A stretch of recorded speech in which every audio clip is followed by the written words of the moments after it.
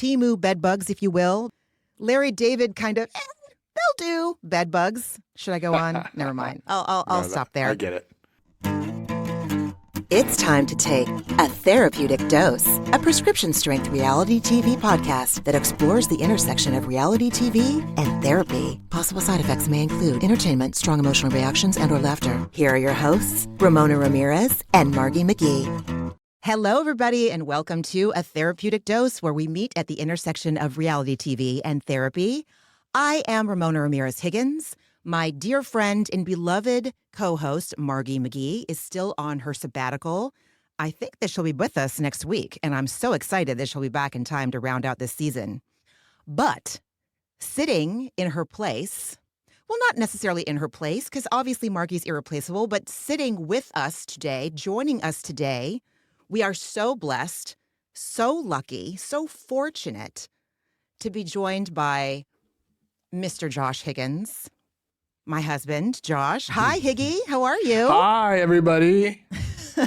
Thank you so much for making the space to join us today. I'm so happy to have you here with us, Josh, because of all the Bravo shows that you and I watched together. Mm-hmm. And we have been watching Bravo together ever since we first started dating. I remember, I think Orange County was on, I don't know, something like that. And you were like, yeah, I'll watch. I don't remember if you'd actually started watching before I entered the scene, but you were totally into it. And I was so grateful. Do you remember if you were watching Orange County or any Bravo shows before? No, I wasn't watching any. I wasn't watching any. I was into it because I was into you. Aw. And now I'm into it. You're welcome. You're welcome. Anyway, of all of the shows that we watch on Bravo, Summer House activates you the most. Summer House is the one where you either don't fall asleep or you actually have something to say while the show is on. Mm-hmm. Why do you think that is? I think a lot of the male figures on that show are the type that I despised, like in high school and kind of still. Sort of how they act and how they treat each other and the way they think I don't know, it's just very activating for me. It's annoying. It's entertaining, but it's annoying.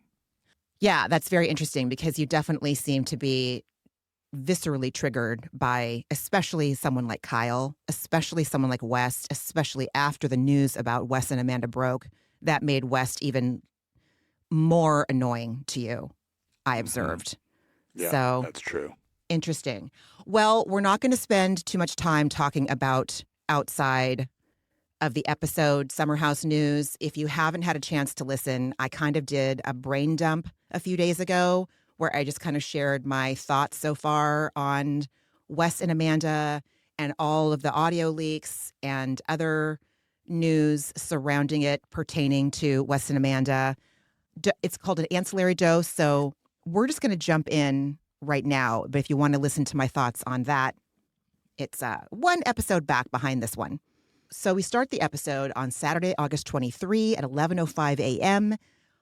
All of the cast, except for Sierra and West, are getting ready for their boat day. Scott, who is Mia's boyfriend, is unfortunately unable to attend. He's on his way back to New York to tend to his restaurant business. And so while he's backing out of the driveway and waving goodbye to the Summer House cast, Kyle takes this as an opportunity to air hump Mia while he's waving goodbye to Scott. Just so inappropriate. It's incredibly inappropriate. I thought so. I thought it was very hyper familiar for someone that I think this is only obviously on screen, it's only the second time that they've hung out socially, Scott and Kyle. Yeah. Yeah. It was 100% on brand for that dude. For Kyle? Yeah. Yeah. Yeah. I knew you'd have something to say about that, Higgy. So on the way to the boat dock, Kyle asks Mia, do you think there's a world where Sierra is going to acknowledge that she still has lingering feelings for West? Mia's like, absolutely not. This has to be friendship first. And Kyle says, listen, I'm sorry. I'm just a hopeless romantic. And Ben's like, bro, you're just hopeless. And they all laugh. And Kyle does seem happier without Amanda being there, though. We have to remember Amanda is still back in the city. This is the weekend where she opted out not to go. I have a feeling that she opted out because, I do think that she is trying to protect her peace, mental health wise. But I also think that she probably hand-fed everything to West that he was going to say to Sierra at the boat dock. And I also think she didn't want to be there when West and Sierra were having that conversation because it would be too hard for her. Because I think that they were already emotionally involved at this point. I think that, well, I'll get there. I have that in my notes, but that's why I don't think Amanda's there, in case anyone gives a shit. So Jesse asks the car full of people, what if when we get there, they're just hand in hand raised in the air? Cut to Sierra and West greeting them at the boat dock. Hi, guys. And their hands are clasped and in the air, very much giving newly engaged couple vibes, don't you think? Yeah. Yeah. It was a little over the top, I think. Yeah. It was just like, it was very performative and weird in my mind. Like they knew everyone was just waiting for that. They were. It's just weird. So KJ is wondering out loud, did you guys get married? And Jesse's like, oh my God, did they hear us? And just knowing what's coming down the line is so gnarly because Sierra looks a combination of relieved, happy, ecstatic. West, obviously, I don't know what to believe with this guy anymore. So he was very performative, as you said. That's a good term. So everyone's overjoyed to learn that they've made up, and they're smothering Wes and Sierra in hugs, and they all board the boat they've charted. And Jesse is wearing his soft bar cap, so Carl asks for a selfie. That is actually the hat that I want. I've been looking for that hat on the Soft Bar website for months, even though it has terrible, terrible typeface. I want it. I want that one. I don't want the one in the sans serif typeface. I want the OG, ugly tan color soft bar hat, and it's been sold out. Anyway, I need to get a grip, babe. I need to get a grip. So on the boat, Sierra is admiring Mia's generous, shapely derriere and says, none of my clothes would accommodate your juicy booty, basically. And Mia asks Sierra, hey, how did your talk with West go? And Sierra tells her, through tears, I might add, that it went well. And as weird as it is, she feels like he is her person. We have this really weird friendship, and it's hard to ignore.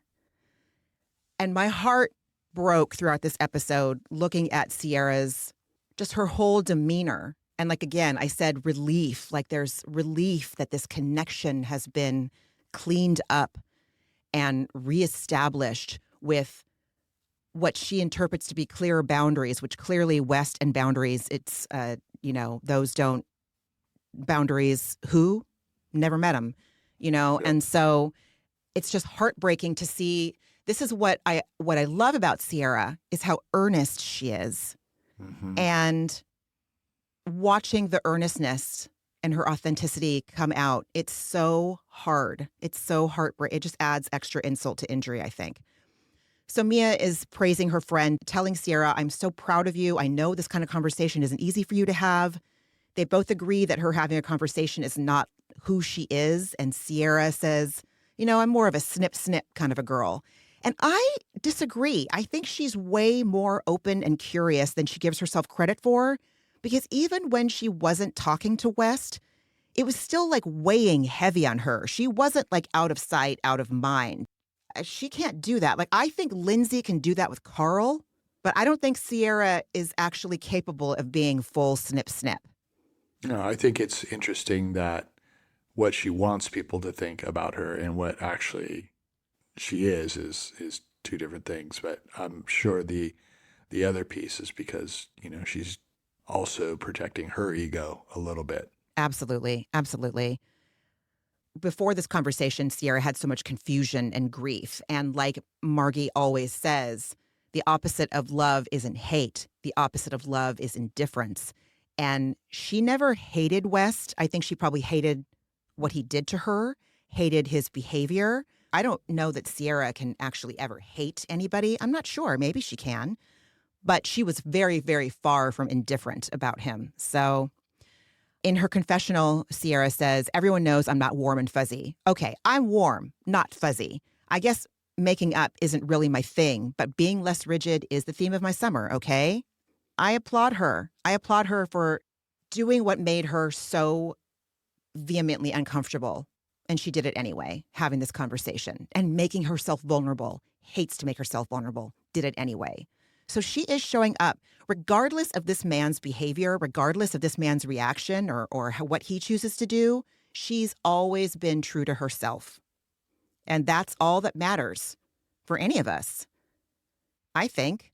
And it's so hard, like you just said, with the ego. We all want to protect our ego. But well, you tell me, what do you think happens when we protect our ego? What do we miss out on when we protect our ego? Growth, really. Yeah, I think growth. You miss out on really looking at the real thing, what's actually going on, rather than masking it, and so that leads to growth, I believe. I'm noticing that she is striving for a bit of growth and pushing herself into uncomfortable areas for him, and he's just same old, same old. Just he's not trying. He's just being him, his lame self. I agree. So we see the cast frolicking in the water. They have seafaring merriment all around, except for KJ, who's feeling seasick. And then Amanda decides to FaceTime Kyle. And Kyle answers, and she doesn't. Wait, I thought she didn't FaceTime Kyle. She FaceTimed somebody else. That's what I found interesting. No, she FaceTimed Kyle, but asked to talk to Sierra. Okay. I missed that. I thought she FaceTimed Sierra. No, first, she FaceTimed Kyle. Like, wow, that really says a lot. No, she FaceTimed Kyle, but doesn't even say hello to him, just says, is Sierra there? Yeah, that's why I missed it. Yeah, exactly. Yeah, okay. Exactly. So Sierra is now holding Kyle's phone, and Kyle asks Amanda, well, when Wes said best night ever in the group chat thread that they all have, and you said, damn, was that sarcasm? And she answers, no, it was like, way to rub salt in the wound, West. And Kyle says to Sierra, okay, wow, so she was jealous. What? So are we to glean that they probably had a conversation? Like, is she jealous that she missed out on the night that Wes said best night ever?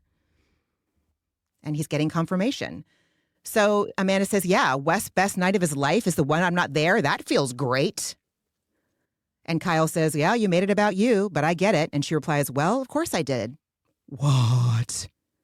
One thing I found interesting was his reaction was not what I would think it would be. Kyle's reaction wasn't? Yeah.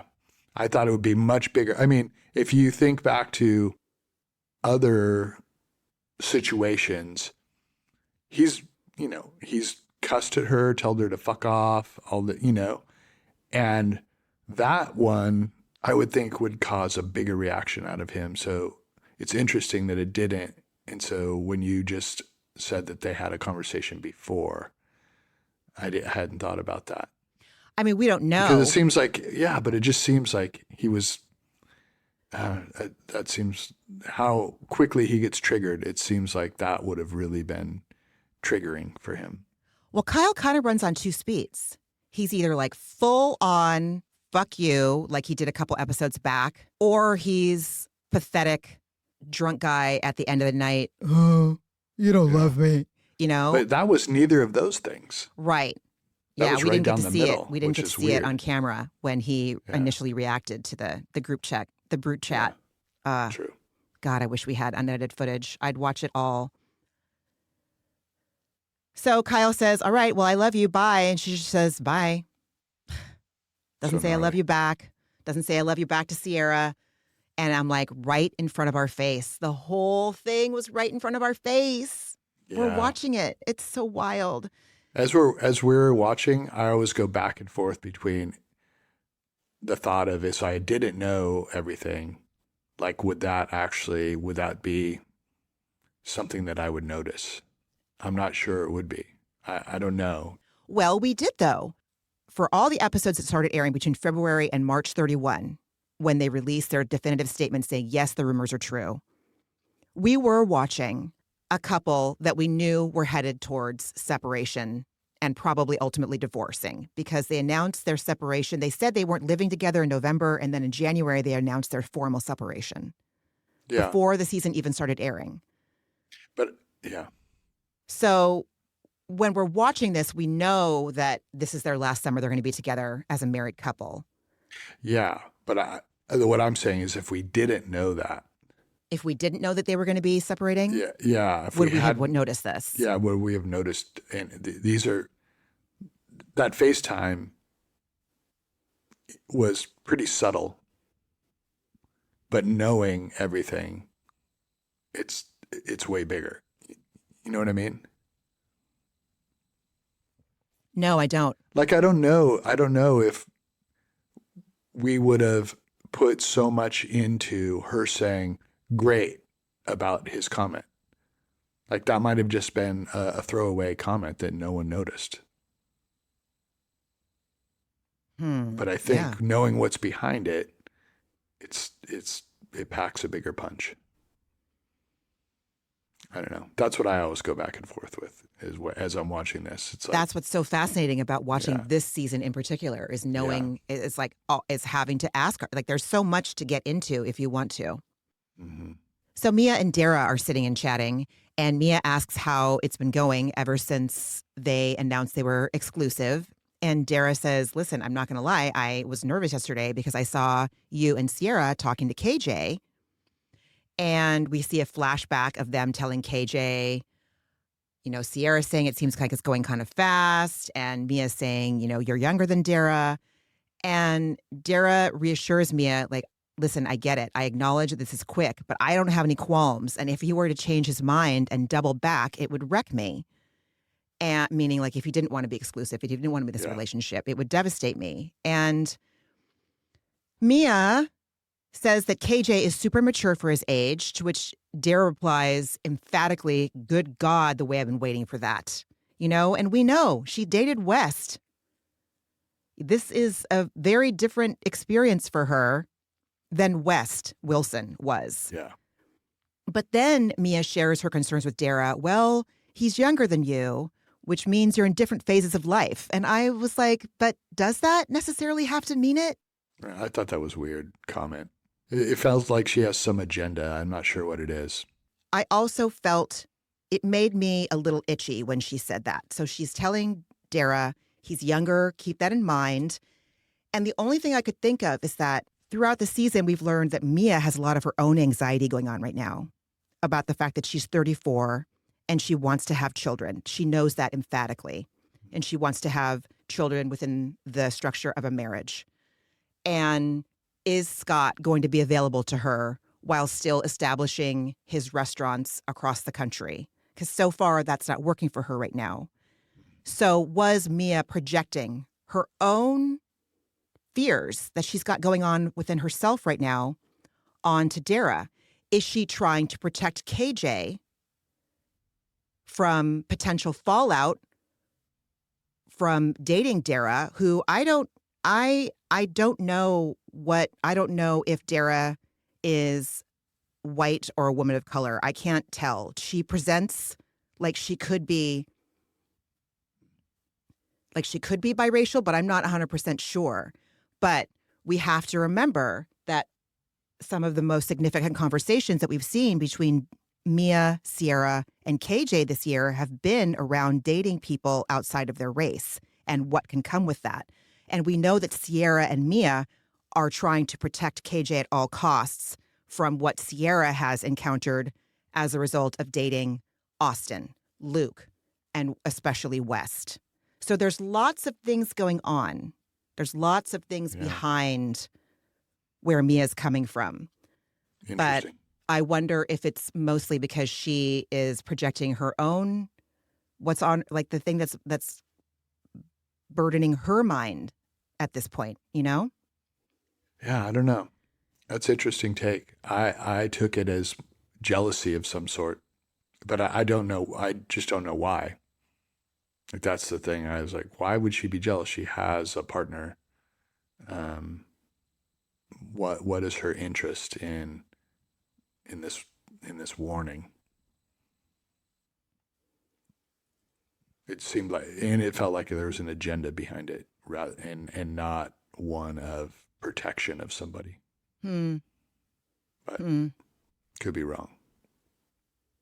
Well, we'll see. We'll see. I mean, for all intents and purposes, KJ and Dara are each other's biggest fans, completely devoted and committed to each other on social media, in the public, Mm-hmm. you know, just in their lives. They are still very much together and very much happy and in love. And so, yeah. So the camera starts to pan to the dudes on one part of the boat, but then they quickly pan over to Sierra and West. And there is a shot of Sierra gazing at West. She is gazing at him, full face, hair pulled back, like a beam of smile, just love radiating from her. Accidental motherfucking renaissance. You know what I'm saying? My stomach fell when I saw this shot. She was in love with Wes Wilson. Whether she was admitting it to him herself or not, she was in love. And that gaze, it broke my heart. Then the camera pans right back to Jesse, Kyle, Ben, and Carl. And they're having a circle jerk of compliments for Kyle and how ripped he looks. And Carl tells him, "You're still looking shredded at 43. And I know that you and I last night just watched a 41-year-old LeBron James just win the Lakers the round one of the Western Conference. And he looks shredded. They both look great. LeBron is what it looks like to be shredded in your early 40s. You know what I mean? Anyway. Yeah. But good for Kyle. Good for Kyle. He says he has back dimples. And I've always wanted back dimples, dude. Always wanted back dimples. Some bodies just don't make back dimples. Anyway. So Kyle shares, "It feels weird without Amanda here." And Jesse asks, "Are you able to have more levity and fun because she's not there?" And Kyle replies like, "I mean, yeah, like no shit, Sherlock." And he shares with them, like, being myself just irritates her. And Jesse says, "Look, you guys either accept each other for who you are, including your faults, or I don't know." And the music is basically like a malfunctioning effect, like, rah, rah, rah, rah, like it kind of, descends into chaos. And Kyle's like, "Can we not talk about this anymore? Because I'm having a good weekend." And does therein lie the problem, like not talking about it? Or am I just being too nitpicky? I know that they're in therapy. They recently started couples therapy. We'll get to that scene. Does he have to talk about it right then? I guess not, right? If he's just wanting to party. I don't think so. Yeah. I totally get why he wouldn't want to talk about it at that time out on a boat with, drinking. And it wasn't the right time or the right vibe. Hate siding with Kyle, who I can't stand, but I know. I totally get it.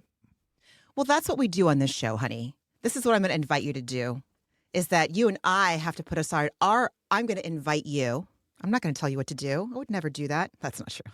But you know what I'm saying? Like, it's absolutely not true. No, that's what I just did. Yeah, you did. But I just called it out. So you did.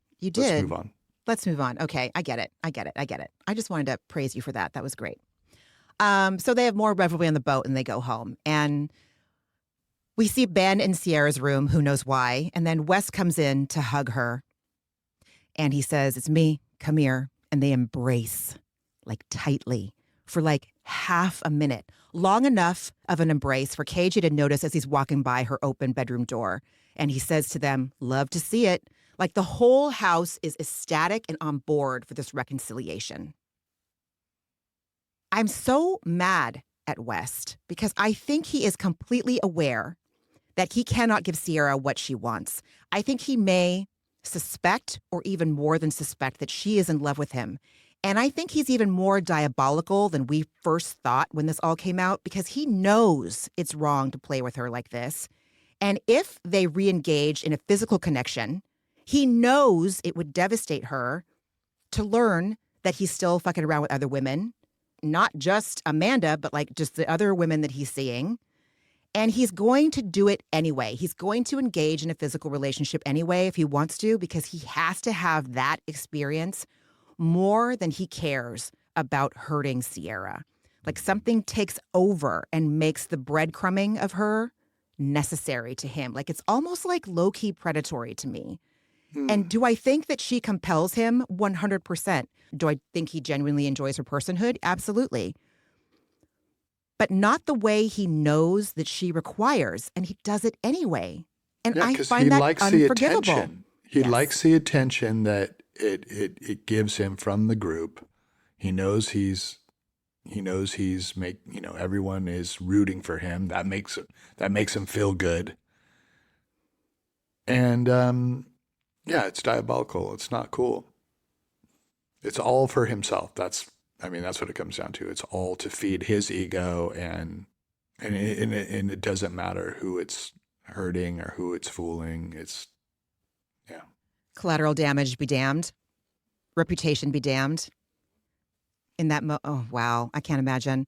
So KJ mentions he's going to take a shower, and West says, I'm going to shower in the pool. And I only mention this because the editors have been going really hard all season to highlight West's questionable hygiene practices. Nope, I'm just going to change my tea. I'm not going to take a showie. I'm going to shower in the pool. Everyone is talking about it on Reddit. Okay, so now we know why Ben was in Sierra's room. They were planning to FaceTime Sabrina. And Sierra was so giddy in her voice when talking to her. And it was so cute how palpably happy Ben was to announce the news, too. Both of them, giddy, childlike. It just adds to the heartbreak. And pretty soon, Kyle's there, too. So she's flanked by two pinch-hitting bedbugs, Ben and Kyle. Temu bedbugs, if you will, Ben and Kyle. Larry David kind of, they'll do bedbugs. Should I go on? Never mind. I'll stop there. I get it. But I do need to mention that Kyle's shoes are on. His fucking black espadrilles, his summer footwear of choice, is there on a blanket. It's so gross. We know how much Ramona hates shoes on the bed. I hate shoes on the bed. I don't even like street clothes on the bed. So Sabrina is like, tell me everything. And Sierra breaks down their conversation detail by detail.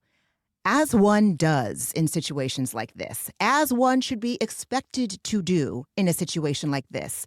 Ben's like, tell her about the end, which is the best part. And I'm like, listen, and I'm looking at you, Higgy, while I'm saying this. And you and I have had this conversation. And then I've shared about this conversation when I've been with my girlfriends. What most men I've encountered, present company very much included, is that stories like these, the details are what make it that much better. It's the buildup. It's the fucking journey. So, like, please, I beg of you. You know how sometimes you'll come home and you'll tell me a story? Yeah. And I start asking questions. You're like, I don't know. I didn't ask. I don't know. I didn't ask. I don't know, babe. I don't know. And I'm like, what? And I'm like climbing the walls. Like, are you sure you don't remember? I'm asking you the same question, but in a different way in case that jogs your memory. And you're basically like, I didn't ask anything further. And I'm like, oh my God, how can you not? And I get upset. This is what I'm talking about. This is what I'm talking about. I beg of you, just open yourself to the journey of relaying stories and like this. Like it's only because if you get information like that, it would make me happy. It would mean a lot. Oh my God. Oh my. Honey, I'm kidding. I mean, I'm not, but I am. I hear myself say it out loud and I'm like, my God, am I a monster? No, you're not a monster. Am I annoying? I can be. Yeah, of course. So Sierra cuts to the chase where Wes says, okay, he said, listen, if you said the word, I would be your best friend tomorrow. And Sierra said, okay, let's be best friends. And when Sierra shares this, Ben shoves his beaming ass face into the camera and pumps his fists in the air. Compared to Kyle, who's completely unmoved and was like, wait, what? That's how it went? In the most blasé tone of all time. It was amazing to me. These whole last few episodes have been complete cinema. Goddamn. So Sierra tells her, then they cried, then she cried, And they hugged and she cried some more. And Sabrina says, I'm going to cry, and tells her, well, Wes did say he has a crush on you. To which Kyle and Ben both shoot straight up into the air like, what in the fuck? And I'm like... Both for different reasons, though. Both for different reasons, yes. But listen, okay, if you're going to react to stories like that, then you clearly understand the power of good stories like that. Therefore, and if you find yourself fortunate enough to be in on some good stories, you need to lay some respect on the good stories and ask questions. You got to mine for details, because then when you relay the story to me, for example, I will have an experience like Ben, Sierra, and Kyle are having right now.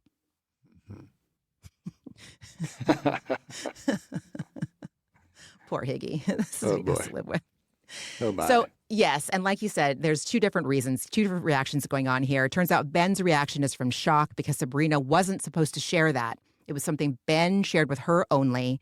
And in his confessional, Ben tells us, West told me after a night out in the kitchen that he still has a crush on Sierra. And I was so giddy to hear it. And he says, it's my fault for telling Sabrina. It's not going to help anything, especially if another girl sits on his lap again. Yeah. Anyway, what? Do you have something to say? No, I thought I did, but I don't really. All right. Well, if it comes back to you, let me know. Okay. This cast sits down for dinny at the tabby, as Wes says, and he's sitting next to Sierra. And Jesse says, I can't believe the summer is almost over. And Wes says, mine's just begun, brother. And Sierra just beams at Jesse and Ben like, oh, did you hear that? He does have a crush on me. He's so happy that we're talking again. He's so happy that we've made this progress. You guys. Heartbreaking, right? What a so dick. Lame on his part. Yeah, so lame. So lame. He knows what he's doing. He absolutely does. He absolutely does. And it's diabolical. So the cast discusses their plans for the week. We learn everybody's going to the soft bar opening in a few days back in New York. They talk about the progress that Carl's made in a year, from the pop-up truck to the actual storefront opening. And he says he has some people at this table who have been incredibly supportive with their wallets. And when he hears that, Kyle shoots his head up with a look of both confusion and pain. And Carl says, listen, everyone here has shared supportive energy with me, and I'm very thankful for that. And in his confessional, Kyle says he's shook. The initial investment conversation took place 7 months prior and a month ago at the Over the Hill party about how Kyle couldn't invest. He's tried to be honest with Carl about what's going on with his business, with Loverboy, his marriage, his sex life. Kyle says, Carl knows more than everybody. I put a pin in that. And he's not communicating with me because I'm having to hear about his issues with me from other people. Ay, ay, ay. Well, Carl's target was hit. He absolutely intended that Yeah. to be. You think so? Yeah, totally. Totally. He didn't have to say wallets. He could have left it as energy. Do you think maybe he wanted to make the people who did support him with financial investments feel No. acknowledged, or you think No, it was because he strictly knew- coming from he- a place of trying yeah. to hurt Kyle? He knew, everyone knows the situation. Everyone knew at that table knows that Carl asked him for help. Kyle couldn't. Everyone would have understood if Carl would have just left it as everyone here has been supportive of me. Everyone, like it'd be one thing if that was new news. Then I would think, yeah, maybe Carl wanted people to know about the monetary part of it too. But I think everyone knew the score, so I think that was a dig. Oh God! It's like I see so much. I'm so happy. I mean, you've heard me talk about how happy I am about Carl and his sobriety, and he's just working such a strong program. And at the end of the day, we're all still people, completely capable of mistakes and hurting people and making bad choices, regardless. Ay, ay, ay. Well, I think that's his. Carl looks up to Kyle for whatever reason. He looks at him as a mentor of sorts. And I think he's frustrated because he's shown Kyle so much support and admiration as a friend, and he's not getting it back to his satisfaction. And so that was his way, I think, of a shot across the bow. Mm-hmm. Mm-hmm. It's very uncomfortable to watch. And speaking of uncomfortable to watch, we're treated to a terrible flashback. I've never seen footage. I don't remember seeing this, but maybe we did. And Jesse also operating so strangely that I lost a lot of goodwill that he had earned back from me in the last couple of episodes. In the flashback, we see Jesse in the kitchen with Kyle, snickering while telling Kyle, Carl was so hurt about you not investing that he wrote you an email but never sent it. I thought that was so mean. And it does nothing but make your two friends, Kyle and Carl, feel like awkward and betrayed. And you laughed while telling him. I don't understand what motivated Jesse in this moment.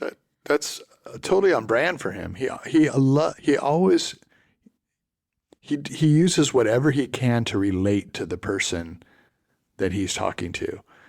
He does it the same when he was, maybe I'm skipping ahead, but there was a scene where he's laying in bed with the two girls and then telling them like a bunch of stuff that he shouldn't be saying. He does it all the time. It's his way of like relating with the person that he's in front of at that time.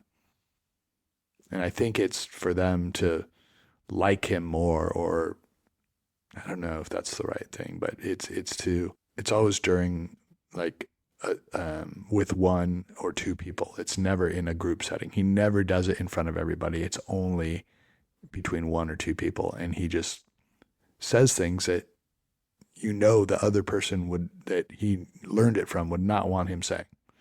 He does it all the time. Mm-hmm. Oh, I thought it was exceptionally disappointing and gross. I agree. Gross. So the cast leaves for Murph's, except for Ben and Carl. Ben's FaceTiming Sabrina, and he's in full Yenta mode. And he's telling her that seeing Wes and Sierra together all day made me so happy. And now the four of us can go out together. He's very excited about that. Back after everyone gets home from the club, we see Kyle in bed texting Amanda.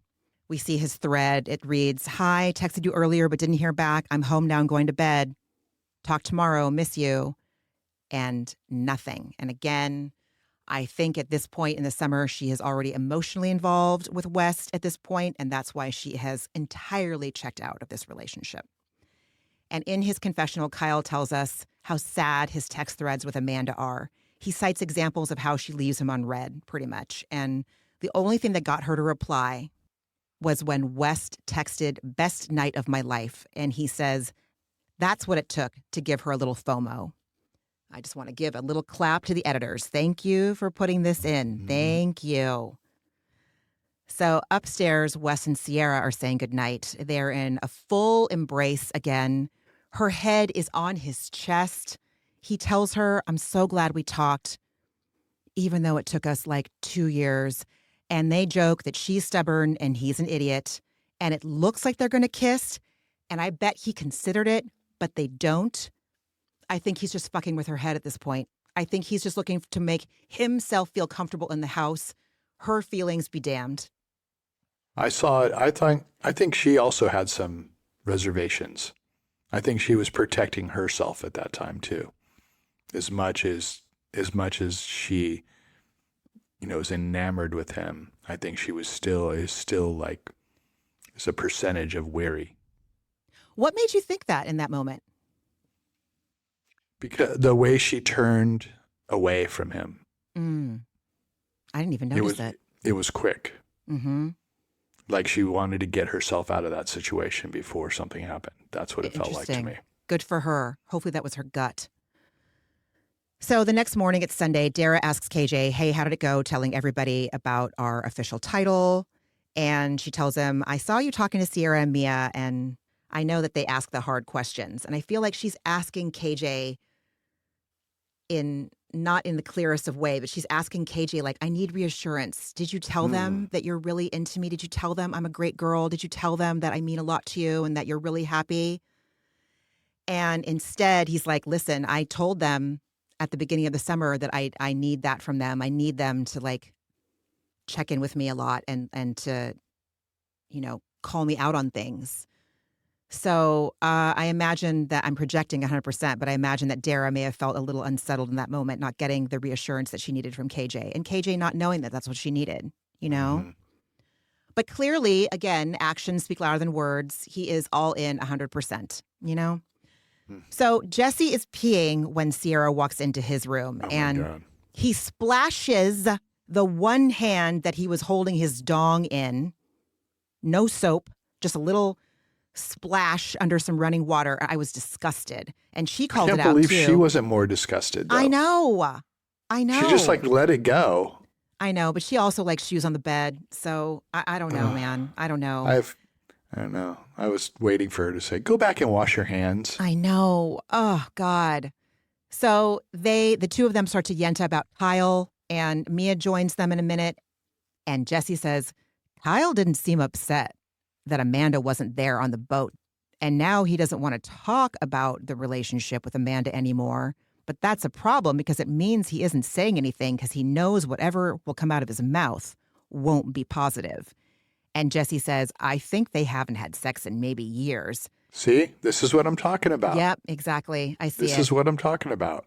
And Mia asks, where'd you hear that? And he says in a weird, Jim Carrey voice, rumors, the rumor mill. And Sierra asks who, and he doesn't even make them work for it. He's just like, Carl. That what he said wasn't even relevant to what they were talking about. Well, Really. They did ask how Kyle was doing. Yeah, but the having sex thing has nothing to do with that. I mean, they're talking about the state of their marriage. I think that could have been left out. Again, he says things that the other person that he heard it from knows he shouldn't be saying. No way. Yeah. And so I think more relevant would have been the conversation he had with the three of them on the boat. Go on. Where he was asking how Kyle was doing. Kyle didn't want to talk about it. Well, he did say that. I know, but he didn't elaborate on it. But what he elaborated on was they're not having sex because that is more salacious. Yeah. Right. Oh, yeah. And then Jesse has a little confessional where he's like, maybe this is why I'm not into it. The marriage, because, of all of the... He's such a dude. What a dude. The dynamics that change where you go from having more frequent sex to less frequent sex because you're married and yada, yada, missing the point that they are just in a very, very unhealthy marriage. And their relationship has been unhealthy for them probably the entire time. So Sierra wonders to the two of them if Kyle and Amanda have ever thought about how they would evolve individually in their relationship over the years. Are they still compatible or can they find that compatibility again? Gnarly. And I was asking myself, did I ever stop to think about how we would grow as individuals? Back when we first started dating and when we were first decided to be, boyfriend and girlfriend, then got engaged, et cetera, et cetera. And I think I did. I did spend some time. I guess you did not. I did not. No. Who knows? Turns out it's fine. I know, exactly. But who knows? It's like being, trying to read the future. Yeah. So they all say goodbye and the cast heads back to New York. We see scenes in New York where on Tuesday, KJ and Sierra are getting grills. And it made me think, I want a grill. I would really like a little diamond heart on my canine, I think, or the one right next to it. Anyway, it doesn't matter, honey. Honestly. She made a comment, and the editors clearly wanted to keep it in for some reason, but I don't know why. But she made a comment to the person who does the grills, or makes the grills that they were meeting with. Mm-hmm. I can be whoever you want me to be. Yes. I don't get that. Why did they leave that in? It's not. It doesn't. The editors, I'm like, why? I was really questioning why they put that in because it doesn't speak to her regular personality or who they've, or how she's been in other it was just I think there's a lot of context left out that was probably being talked about before that comment. Because it just did not seem like her. I wonder if it is the impact of her conversation with West has had such an effect on her that like parts of her personality that were kind of dampened down are now feeling like they can come back out. You know? You know when you're feeling kind of like burdened or oppressed by something emotionally or mentally, and then it gets resolved, and like the parts of your personality that might be more flirtatious or have levity are able to come back out and kind of play with all the other parts of your personality. I wonder. I don't know, but I noticed that too. It was a very flirtatious little scene. So then we see a snippet of Bailey and Levi at lunch, where Levi is showing a deck to Bailey, a deck about how to plan her 2-year anniversary party of her vlog It Girl. And I just loved that your world collided with the world on Bravo. Oh my God. Not really. Well, I mean, because you're a creative director and they're talking about a deck, but it was darling. Yeah. And Bailey is very proud of herself. She says that it is to celebrate It Girl, but also to celebrate all the people that she interviewed that helped It Girl blow up even more than it had. So congratulations to Bailey. I'm happy for her. And I wish we could see more of Levi. Maybe next year, or I don't know when. I don't know what's going to happen with Summer House, so who cares? Anyway, so Thursday, we see a walk with Sierra and Amanda. They're walking in the Seaport neighborhood, which is, I guess, in the financial district, and they sit down to chat. Sierra says, you missed a lot, and what did you miss? And I missed a big weekend. Amanda says, yeah, I missed a big weekend for you. And she didn't sound like happy. She sounded almost like jealous or annoyed that it was a big weekend for Sierra. Like, I don't really give a shit about missing that weekend. It was big for you. It had nothing to do with me. I don't know. I'm also projecting like a motherfucker because of everything that's going on, especially the audio leaks aren't helping anything. But like, I don't know. Did you think that was weird? I do. Even if we didn't know what was going on, that's a weird comment to say to your friend. Go on. Well, why wouldn't you just say, oh, really? Tell me more. Right. I want to hear about it.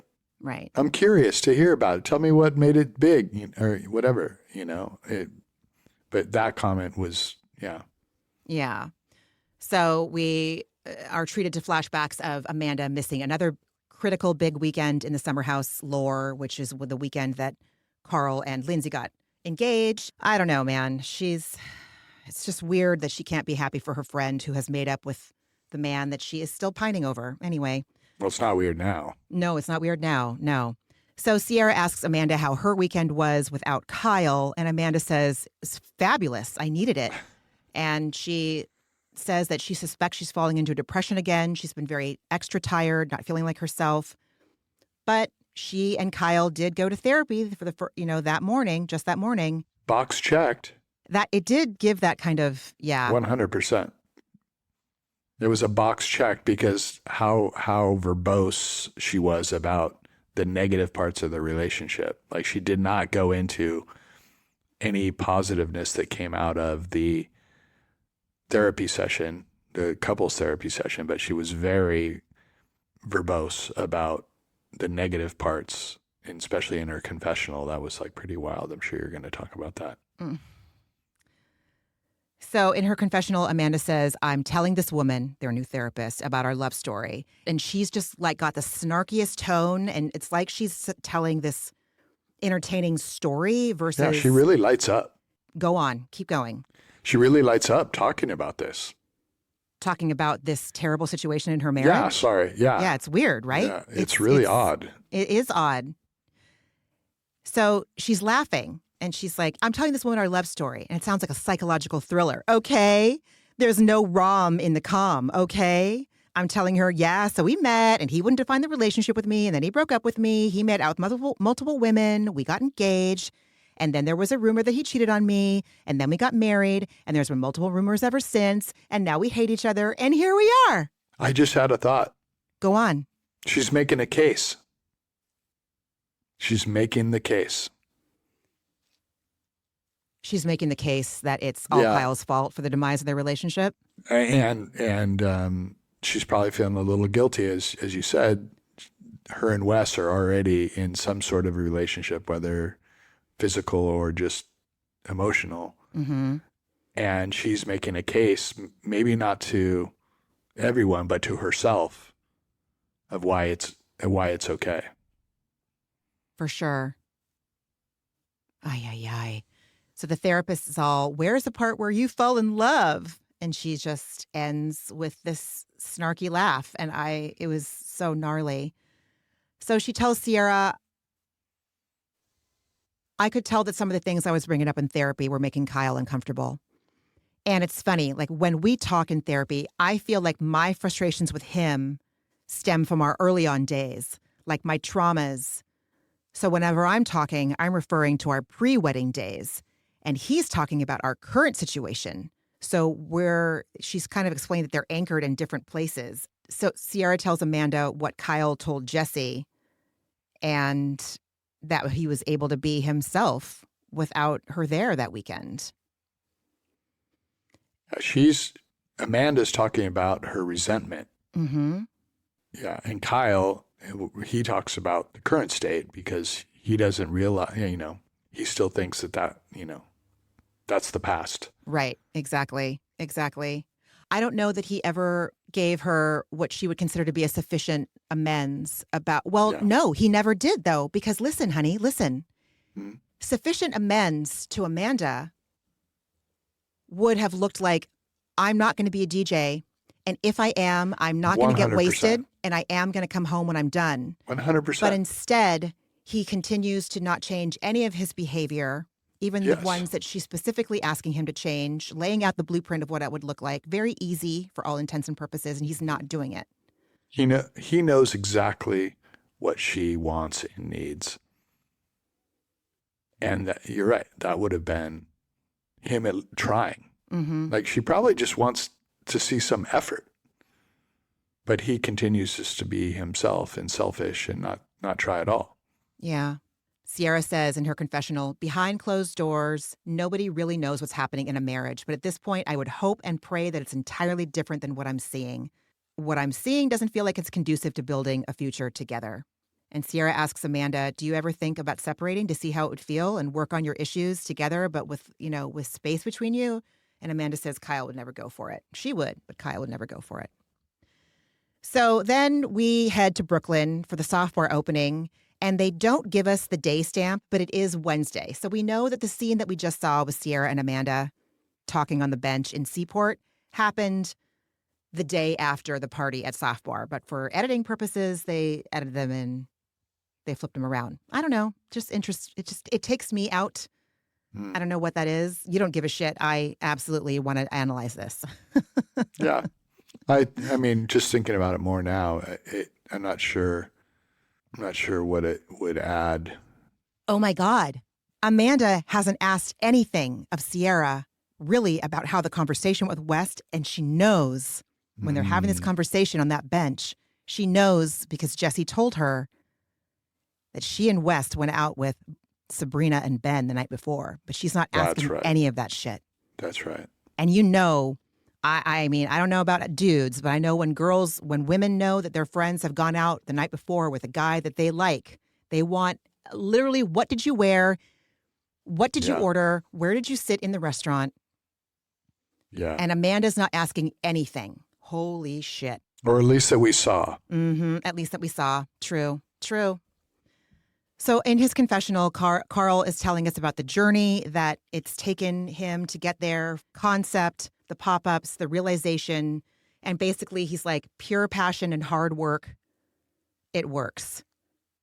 Told you, that's what he says. Like he's very proud of himself that he stuck to this because that was one of the things that Lindsay used to always put him down about. Like you say you want to do these things, but you never do, I don't know. He was still young, man. He also wasn't clear-headed at that time. He was not clear-headed at that time. I honestly don't think that 2 hours from concept to realization, that does not sound like a long time to me.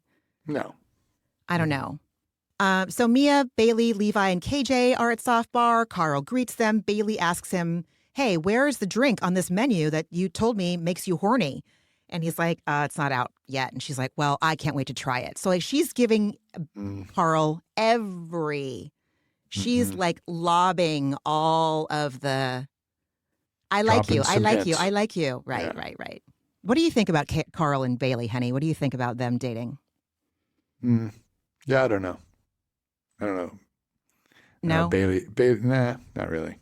Bailey's, yeah, I think she's a little too, I don't know if immature is the right word, but yeah, she feels like a little, I don't know. I just don't see it. I don't know. I felt very much like a late bloomer. I felt like a teenager until I was in my 30s. Like I didn't know anything or what I was doing. But They don't seem like a match at all to me. Really? That's it. Yeah. I have a feeling they're dating. But anyway, so in her confessional, Bailey says, I'm so proud of Carl. Look what he accomplished. It's sexy. The way that she was talking about him on Watch What Happens Live with Lindsay last week, I think that she was, or a couple days just last week. I think they're dating. So Wes shows up. Everyone is raving about how delicious the drinks are, even though there's no booze in it. And I'm like, yeah, that's not hard. As someone that often seeks out the non-alc sections of cocktail menus now, I don't miss it personally. I wish the editors would have caught all his friends looking at their watch, like, when can I leave to go get alcohol? You think that was happening? Yeah, 100%. They all are like insanely, they drink so much that it's like literally their identity is to drink. And they're at a gathering together with no alcohol. Like, I think they're all looking at their watch like, okay, when can we go to a real bar? Two things. One, it reminds me of when we went to do you remember when you designed the logo for the vegan restaurant pop-ups that were going on in San Diego? And then we would go and then we would go get a burger after at Starlight. Yeah, totally. That's exactly it. That's not a dig on vegan food, okay? It just happened to be that we were treated to a meal one night that was very petite and we needed to go sustenance ourselves after. The second thing is, do you think that because you and I are at a very different stage in our social life than these people are, that they drink a lot? Like, would you be also looking at your watch when you can go get a real drink? Or do you think you would have cared even back then? No, I would have definitely been looking at my watch. You would have been looking at your watch? Yeah. I definitely would have. But, I thought it was awesome that they were there supporting their friend. Yeah. It's great. But so no shade. I was just, when watching that scene, I was like, I bet they're all just like, when can we get out of here? Just an observation. Go get a drink. So Sabrina and Ben are there and they're talking to KJ, and KJ asks, hey, how are you two lovebirds doing? And Ben looked defensive and like he had just been indicted instead of neutral or happy to be greeted by KJ in this way. And it's like he took it as a dig because he responded, well, that's rich coming from you, mate. Yeah. It was not a put down coming from KJ. It wasn't a put down. You guys are in love. I'm in love. Let's all be in love together and celebrate this. But Ben was angry. Honey, what the hell? Yeah, it was weird. I mean, like, I think I said that night that he's, protecting his ego. And I'd be curious to know how much he is open with his girlfriend about his feelings for her. I wonder if he like holds back a bit to control the situation, and that gross. I hope not. That's gross. And that comment made him feel like, oh man, you're revealing too much. Just observation. This is interesting. This is interesting. He tells KJ, we're good. And Sabrina asks Ben in front of KJ, well, did you tell him about Christmas yet? Oh, boy. We learn that Ben is bringing Sabrina home to Australia for Christmas to meet his family. And Sabrina says, all right, well, tell him what you said to your mom. And we learned that at some point, Ben told his mom the next person I bring home is going to be like the special one, the one, implying that it's going to be the one I'm going to marry. And Josh, I think that Sabrina is both Ben's worst nightmare and exactly what he needs. And that is why he's so drawn to her. He knows that she's going to make him uncomfortable and push him where he knows he needs to be pushed, even if he doesn't want to be. But like, he does not have to be with this woman.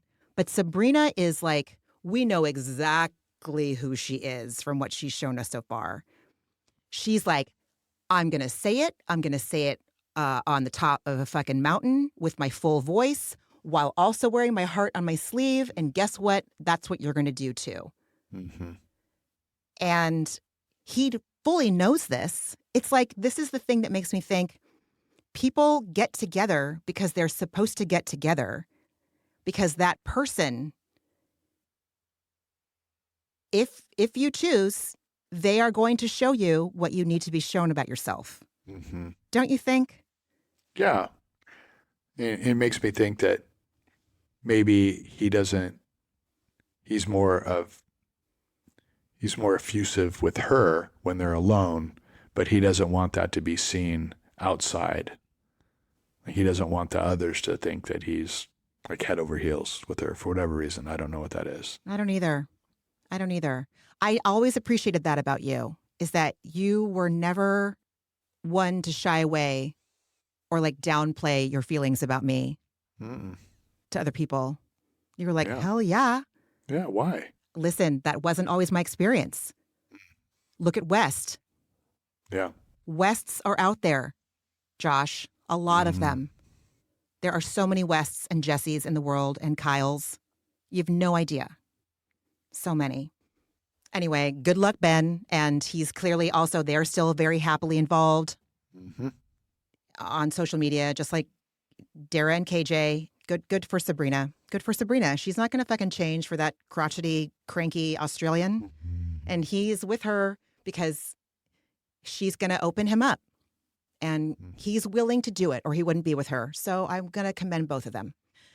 We see Carl's mom, Sharon, walk in, and she's greeted by Mia and West. And she asks West, like, please help me make sure I don't make any ill comments, because I got in trouble last year. And we see a flashback to the soft bar food truck quasi pop-up they had in another part of the Hamptons. Or where did they go? Did they go to Montauk for that one? I can't remember. It doesn't matter. But we see her talking to, I think, West and Jesse, right? About... Yeah, I just thought that was a weird comment for her to make. Like, why would you bring that up? Like, she wanted everyone to know that, and I just don't know why. So these people have been filming this show for 10 years. They have been Bravo celebrities for 10 years. They know about media literacy and how to behave and when the cameras are on. And Sharon just shows up, and she's just Sharon trying to figure it out as she goes along, you know? On one hand, I kind of am really compelled by her lack of filter. She's very what you see is what you get. And I think that's what draws me to her. And that's what probably makes her and Carl have such a close relationship. Like, she's very honest, you know? But I never thought that what she said, either in the text message that we'll talk about in a few minutes or in this flashback that we see the flashback of her talking about how it's been a crap year since the breakup between Carl and Lindsay ending their engagement. And she mentions that Lindsay was also a little mean to me, and she's not ready to fully forgive and forget yet. For the mother of a son that has just ended a very, and publicly ended an engagement of a prolific Bravo relationship, I found her text to Lindsay that we'll talk about in a minute, and this flashback that we see extremely appropriate and nothing offensive about it. Just honest and real. I don't know. Am I crazy? No, I thought so too. So West assures Sharon, just so to relieve you, Carl and Lindsay have been getting along all summer. Kyle and Amanda walk in. They are very wowed by it, wowed by the scope and the crowd at Soft Bar. And we see West and Sabrina talking together. She is super giddy, and she's just like so excited for the four of them to go out after. So we learn that Sierra and West and Amanda and Kyle are going to be going out as a foursome after the soft bar launch. And this made me violently angry. And my hand just went into a fist, even knowing I'm going to read this note. In his confessional, after we see this scene of Sabrina telling him, I'm so excited we get to go out. Wes says, well, Sabrina told me I was going to go on a double date. I don't know. I'm just a grown man who gets told what to do. I don't know. That's what he struck me as, such an idiot. She said, West, you and Sierra should come to dinner. And Sierra, agreed. And so then I agreed. It's too soon for that, you know? We've been friends for fucking 5 minutes. We're not date ready, but Sabrina booked our fucking wedding venue already, I feel like. Yeah. And this is so gross because the way he's embracing Sierra, both at the beginning of the day and at the end of the day, the previous weekend, and then this confessional, and also the detachment, well, I don't know. Sabrina said we were going to go out, so I guess we're going out. Just along for the ride. I'm 31. He's a fully formed adult, but he's doing this bullshit. It made me so grossed out. Mm-hmm. What's his problem, hun? Yeah, I don't know when that confessional was taped. They taped them shortly before the show's going to air. Yeah, so I feel that he probably felt like, oh man, this is going to ruin my chances of being seen as a single person. I think there's a lot going on there. He wasn't being portrayed how he wants to be seen. I think as like a single person. It's going to ruin his chances with other women if they think that him and Sierra are a thing now. And so he had to let a little bit of air out of the balloon. That's so gross, dude. That's so gross. Yeah, I know. Oh, that's so gross. I can't believe I missed that. It's so dumb. It's so dumb. I don't know. And I could be being a dick, but I swear, and maybe because you just said it a couple minutes ago, maybe I wasn't being a dick, but there were a few times in this episode where I saw West, in my opinion, making fun of the drinks. He takes a sip of Bailey's non-Aperol Spritz, and he asks in a tone, well, does it have any benefits? Because we see on one of the walls, there's a graphic that says drinks with benefits. And I know in their menu, they say that some of the drinks have adaptogens in them and yada, yada. And then I saw him holding a non-alcoholic beer later in the episode. And he seemed kind of snarky about it. Oh, look, I'm holding up a non-alcoholic beer. What the fuck is the point of this? And That's it's just what I mean. They're all looking at their watches, or he was for sure. But it's so rude. It just doesn't seem, it's almost like he's worse than we all thought. I don't know. Maybe, I'm sure there's people out there listening like, Ramona, no, he's always been this. This has always been who he's been. But I don't know. I just could see him making fun of non-alcoholic cocktails, and I don't like it. He does not feel like a safe person. No shit, Sherlock. I get it. So again, Amanda and Kyle are in awe of how far the place has come, and they're talking about it. I guess Kyle saw it 2 weeks before, and he's in awe of how far it's come, and they're looking at the menu. Kyle's scanning it, and he wonders out loud, oh, I don't see Loverboy in the menu, and even though we discussed it being offered. And I just don't get super happy for Carl vibes from Kyle. No, he's jealous for sure. He does seem jealous, doesn't he? Yeah, he's for sure jealous. And, this is also, he seeks the spotlight, and the spotlight wasn't on him. It was on Carl. And so that was at play too. And so how can I bring a little bit of that spotlight on me? Oh, Loverboy's not on here. I can't even say that, he can't even claim that. And so I think he just felt left out, and there's no way that the spotlight could be on him at all. It wasn't about him that night. It's so toxic. That's what it felt like to me. But Amanda, on the other hand, I felt she was very happy for Carl, and it felt genuine to me. It did to me at times. Not all the time, but it did to me at times. I would have been very much oh my God, I am so happy for you. This is so amazing. I love it. You should be so proud of yourself. Look at this and this and this, and she was like, wow. I don't know. She was just amanding. In his confessional, Kyle says, not only did we discuss soft bar serving Loverboy non-alc, I literally connected him to our distributor. Things were set in motion, and to show up and there's no lover boy, it's like, damn, I don't know if this is punishment for not investing, but it hurts. Ay, ay, ay. Ay, ay, ay. Well, Sierra arrives. She is effusive and tells Carl how special it is and how busy the block is and how great that like the neighborhood seems. And Carl makes his way to Kyle and Amanda to greet them, and Dara and Jesse, and everyone's very congratulatory to him. And in this moment, we see, Bravo soft launching the show in the city that's going to debut right after the finale concludes on the 19th of May. So an in the city castmate, her name is Georgina. She is arriving with Lindsay. She's Lindsay's best friend. And Georgina is, I guess, trying to like do her best Samantha Jones of some sort, because she says, oh, I'm too old to leave Manhattan, especially for a bar where I can't drink anything. And Lindsay's like snarkily musing, well, here we are in Brooklyn going to my ex-fiance's sober bar. And I'm like, yeah, bitch, your ex-fiance, who you just shot like 2 or 3 weeks ago, a commercial for Uber Eats. So like you're monetizing off of Scamanda 2.0 with your ex-fiance. So yeah, how about yay? I don't get it. I don't get why Lindsay has to be so defended when it comes to Carl. She is still so humiliated over their engagement ending, being taped for the show. But no one is like judging her or laughing at her about it. That's the thing. Nobody, I don't know anyone who's judging or laughing at either of them for ending their engagement. She's still upset at Carl. She is still so upset at Carl. Yeah, that's it. So in her confessional, Lindsay snarks that it took 2 years after our breakup, but here we are. He's actually doing something that deserves my attention.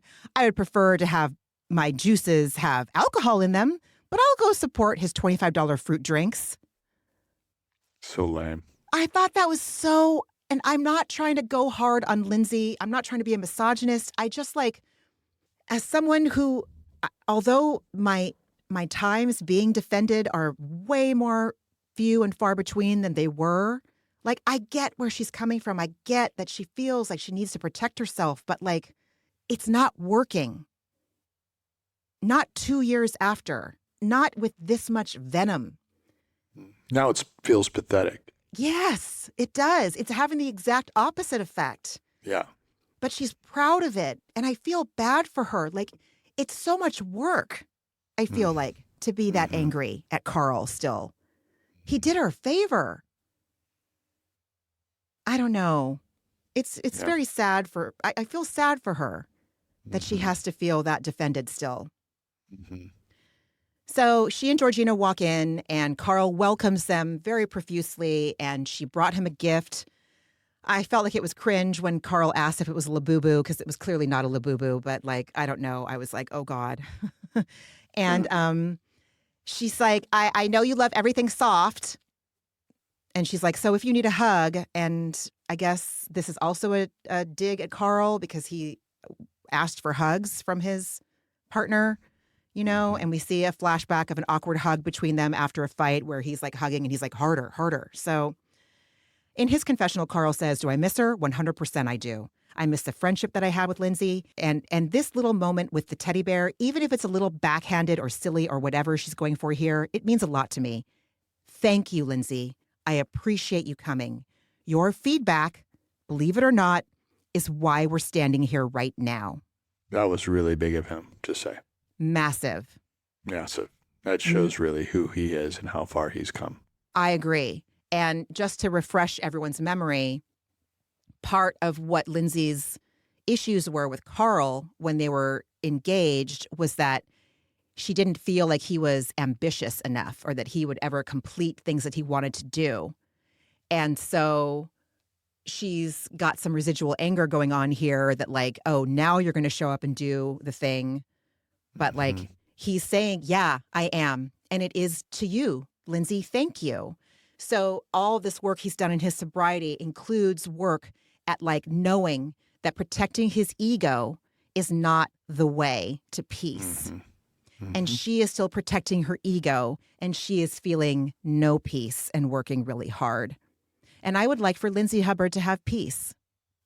I would. Anyway, so he puts a little teddy bar up somewhere where people can see it, and more past castmates come, and more in the city castmates join the group. Luke Gulbranson, who was responsible for bringing Sierra to the cast in season 5, the COVID season.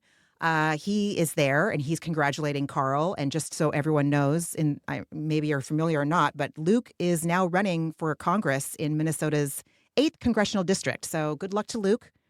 He may not have been someone that I would want my friends to date, but I hope that he wins his seat. Anyway, all roads lead to Bravo. Remember Robert Garcia quoting Real Housewives of Salt Lake City on the fucking Congress, on the House floor? Receipts, proof, timeline, screenshots, fucking everything. Iconic. Andrea and his wife Lexi show up. They're also going to be on In the City. So Carl makes a speech to everybody, welcoming them to Soft Bar. He says this concept was born from the desire to break generational traumas around alcoholism and addiction. And from his speech, it sounds like his business partners have also lost loved ones to addiction and alcoholism. And we all know that Carl lost his brother to drug addiction, and that was what got Carl sober. All these people, these family members that have passed, inspired Soft Bar. And in his confessional, Carl says, "This broke my heart. Of course, I wish my brother was here. But I don't know if Soft Bar would exist if he was here. My brother passing away was what saved my life. I don't know if I would have looked in the mirror like I did if he didn't pass." And when he said this, I about lost it. I would burn Soft Bar to the ground to get my brother back. But if I can reconcile that my brother is in a safer place, looking out and protecting me, and he's guiding over me and making sure I stay on the right track. Yeah.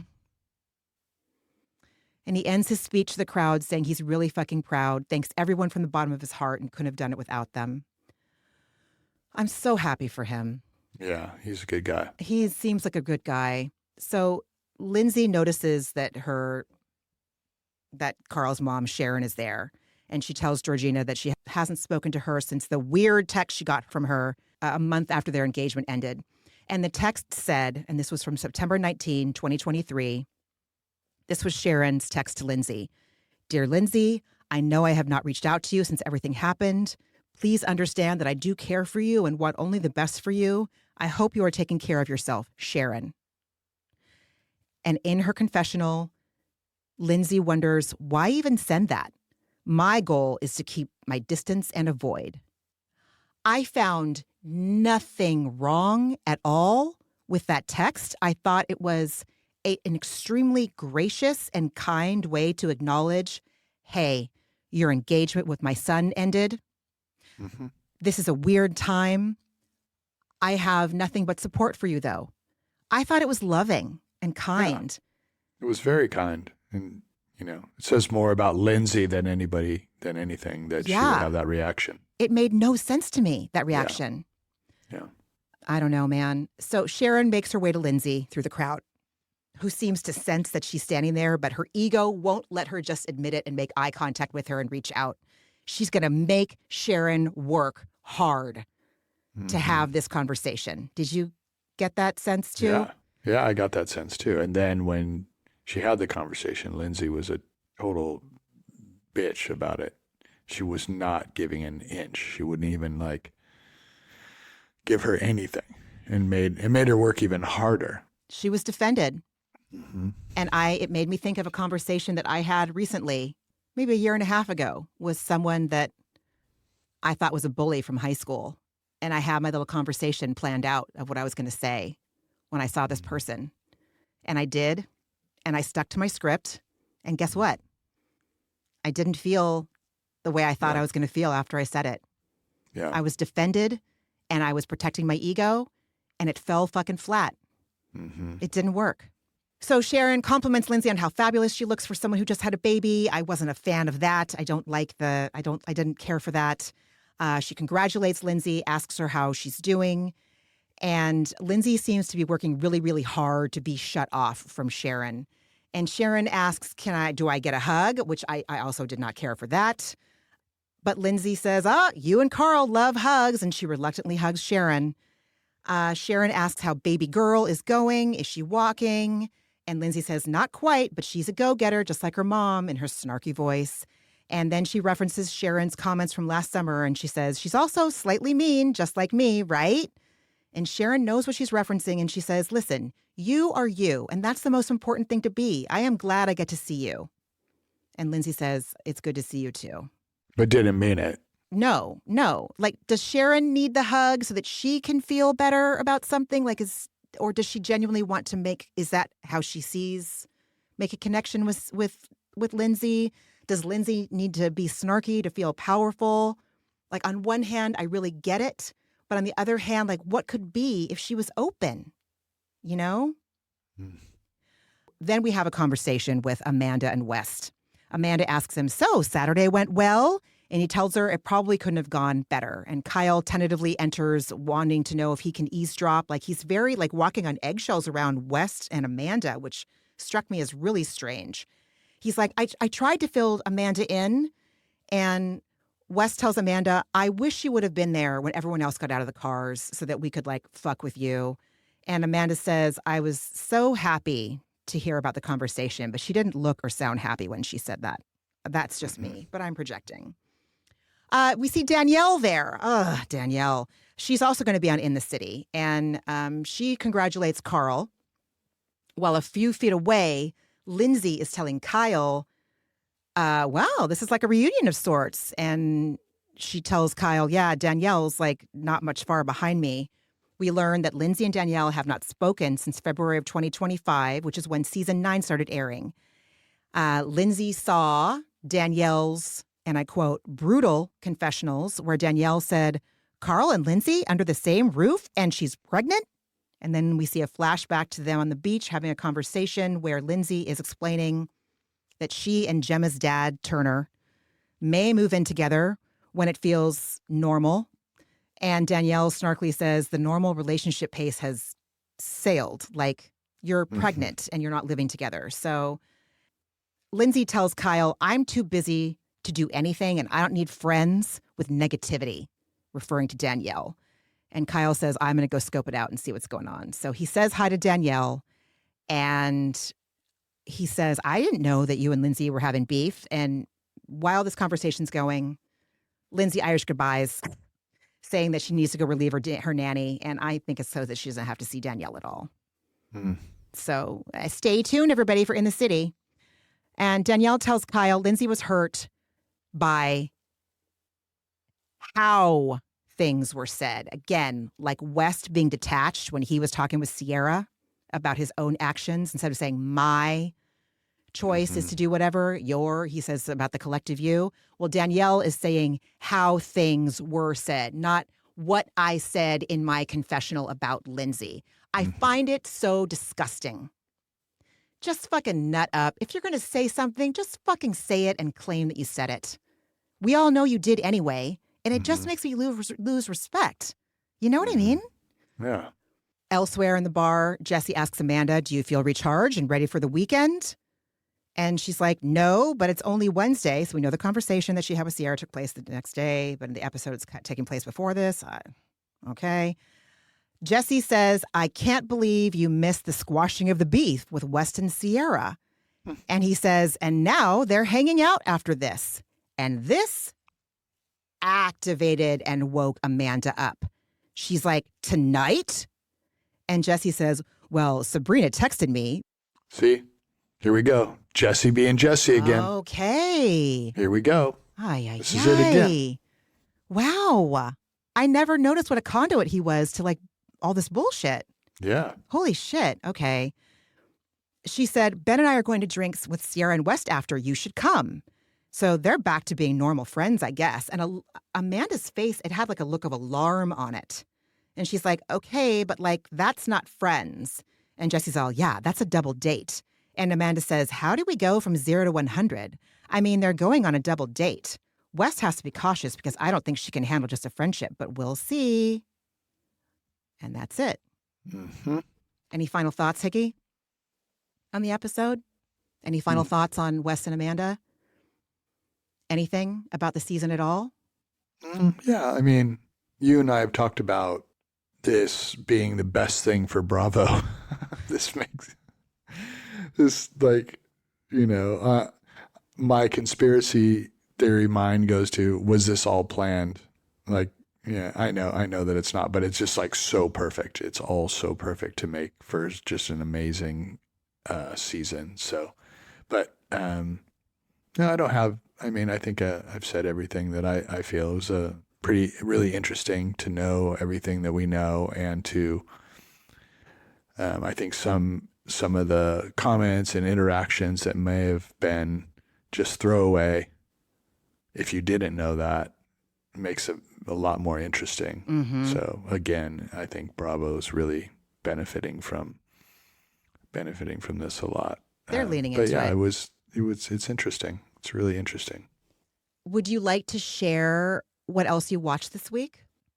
I mean, I guess I can for the both of us because we usually just watch everything together, right? Yeah, you do that. We tried watching Nikki Glaser and we had to turn it off, which kind of surprised me because we usually like a big fan of her stand-up, but it was just not. I don't know. I wasn't compelled. Wasn't good. We watched an episode of Widow's Bay on Apple TV, the comedy mystery scary show. It was good. It was good. We watched The Real Houses of Beverly Hills reunion. You fell asleep. Mm-hmm. And then we did watch some season 6 Summer House, right? Did we watch some season 6 of Summer House? A little bit. We watched Curbed. We watched a lot. We watched a few Curb Your Enthusiasms, which was really great to rewatch. We've been palate cleansing with some Larry David. Thanks to one of my therapists mentioning it to me. Mm-hmm. Everything comes back to therapy. Mentioning it to me, like I was having a hard time with something, and she's like, "Did you ever watch Curbed?" And I was like, "Yes." She's like, "Topsy-turvy it.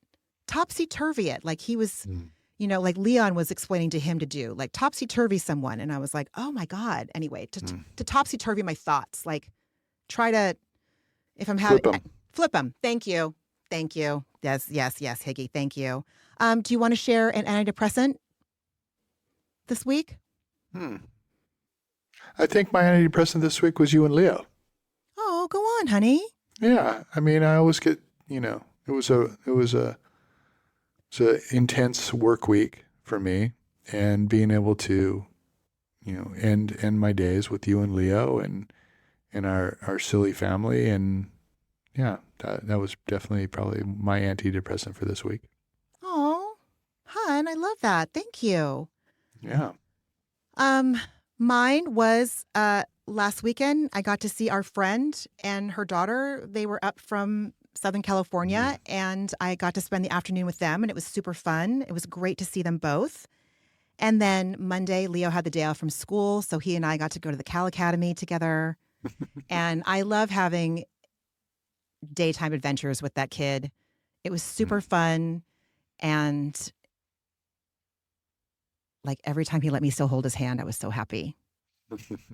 And I got to do it a lot that day, and it was lovely. And he's I just love watching that kid. So that's all I can think of for right now. But on that note, our kids' play date's going to be over in about 20 minutes. So perfect timing. Josh, thank you so much, honey, for spending some of your free time today. Yeah, it was fun. Recording this with me. That was fun. I love watching Summer House with you. I love watching Bravo with you, but I love watching Summer House with you. Rewatching episodes with you. It's such a joy. I love watching you react to these people. And I'm really grateful that I have a husband that enjoys Bravo with me. I feel very lucky. Yeah, it's fun, babe. It's a lot of fun. Good. Thank you I'm for glad. having me today. Oh my gosh, my pleasure. Anytime we can, we will. All right, everybody. Well, thank you so much for listening. Please take really good care of yourself. Feel free to share the podcast with other people, especially if you know people that are like, hey, what's up with Summer House? I keep reading about this, and you watch Bravo, right? Just go, do I have the podcast for you? And shoot them the last, 13 episodes that we've talked about this season. Feel free to drop us a 5-star rating on your platform of choice, podcast platform of choice. We would really appreciate that. And Margie's going to be back soon. Yay. All right. Yay. I know. We miss you, Margie. We love you. Can't wait Miss to you, see Margie. you. And I guess that's it, everybody. We'll talk next week. All right. Bye. Okay, bye.